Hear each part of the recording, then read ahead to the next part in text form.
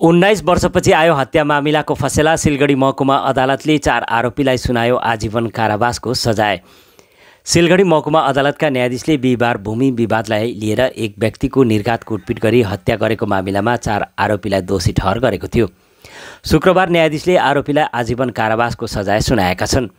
अदालत सूत्रका अनुसार आरोपीहरूको नाम कुञ्ज सिंह, भारती सिंह, विशेष सिंह अनि सुनिल सिंह रहेको छ। स्मरण गराइन्छ, करिब 19 वर्ष पहिले यी 4 आरोपी खोरीबारीमा उत्तम सरकारको जमिनमा ठेका मजदुरको रूपमा काम गर्दथे। तर उनीहरूले उत्तम सरकारलाई उब्जनीको हिस्सा उचित रूपले दिँदैनथे। उत्तम सरकारले आफ्नो जमिन छोड्न भने पनि आरोपीहरूले जमिनमा जबरजस्ती कब्जा गर्ने कोसिस गरिरहेका थिए। यसपछि उत्तम सरकारले आरोपीहरूका विरुद्धमा खोरीबारी थानामा गुनासो दर्ता गराएका थिए। यद्यपि गुनासोपछि पनि कुञ्ज सिंह अनि उनका अन्य साथीहरूले उत्तमको जमिनमा जबरजस्ती कब्जा गर्ने कोसिस गरेका थिए। जब उत्तम सरकारका छोरा रूपातन सरकारले उनीहरूलाई रोक्न कोसिस गरे, तब आरोपीहरूले उनीमाथि धारिलो हतियारले हमला गरेका थिए। उक्त हमलामा उनको मृत्यु भएको थियो। पुलिसले हत्याको आरोपमा 2 नाबालिगसहित 6 जनालाई पक्राउ गरेको थियो। 19 वर्षको लामो मुद्दापछि फसेला सुनाउँदै न्यायाधीशले आज 4 आरोपीलाई आजीवन कारावासको सजाय सुनाएका हुन्। আজকে এটা 2005 সালের ঘটনা। খড়িবাড়ি থানায় এফআইআরটা হয়েছিল। এফআইআরটা করেছিল উত্তম সরকার বলে একজন। তার জমি ছিল, তাদের জমি ছিল, ফ্যামিলির জমি ছিল এবং সেখানে বর্গা হিসাবে কুঞ্জ সিংহ এবং তার ফ্যামিলি সেখানে বর্গা হিসাবে চাষ করত।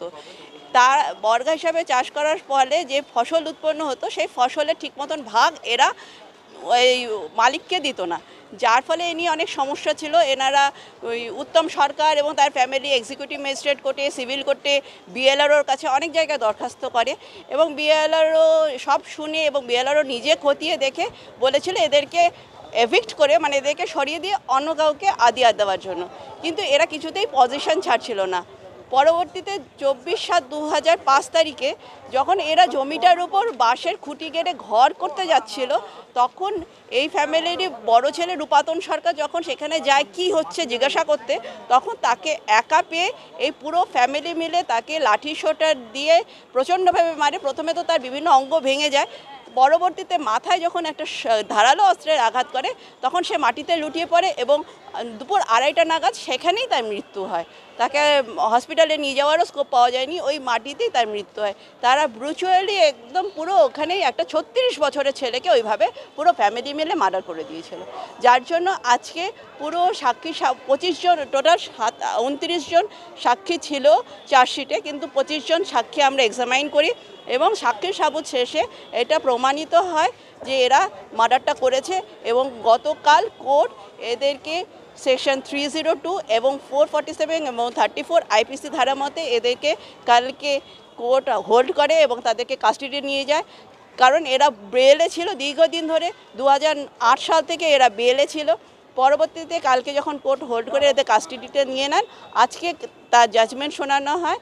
কোর্ট 302 ধারা মতে 4 জনকে লাইফ ইমপ্রিজনমেন্ট সঙ্গে 10,000 টাকা ফাইন এবং সেকশন 447-এ 500 টাকা ইচ ফাইন ধার্য করেছে। এদের নাম কুঞ্জ সিংহ, ভারতী সিংহ, বিদেশ সিংহ এবং সুনীল সিংহ। কেসটা প্রায় 19 বছর লেগে গেল। 2005-এর ঘটনা, আজকে 2024, পুরো সাক্ষী সাবুত অনেক ঘটনা পরে আজকে কেসটা প্রমাণিত এবং আমাদের আর্গুমেন্ট মোটামুটি 2 বছর আগে কমপ্লিট হয়ে গিয়েছিল। কোর্টও একটু এদের প্রতি সহৃদয় দেখিয়ে অনেক দিন ধরে জাজমেন্টটা হোল্ড করেছিলেন। যাই হোক, আজকে আলটিমেটলি জাজমেন্ট কোর্ট দিলেন। এটা শিলিগুড়ি ফার্স্ট ট্র্যাক কোর্টে, আজকে ফার্স্ট ট্র্যাক কোর্টের এজলাসে লার্নেড শরৎ কুমার ছেত্রীর এজলাসে আজকে এই জাজমেন্ট হয়েছে। ঘটনাটা ঘটেছিল খড়িবাড়ি থানার রানীগঞ্জ পানিশালী জিপি। আরও 2 জন ছিল যারা জুভিনাইল ছিল, যাদের বয়স কম ছিল, তাদের ট্রায়াল দার্জিলিংয়ে হয়েছিল। সে সম্বন্ধে আমরা বলতে 4 জনেরই যাবজ্জীবন হয়েছে। আমার নাম অনিন্দিতা গুহ, আমি শিলিগুড়ি ফার্স্ট ট্র্যাক কোর্টের পিপি।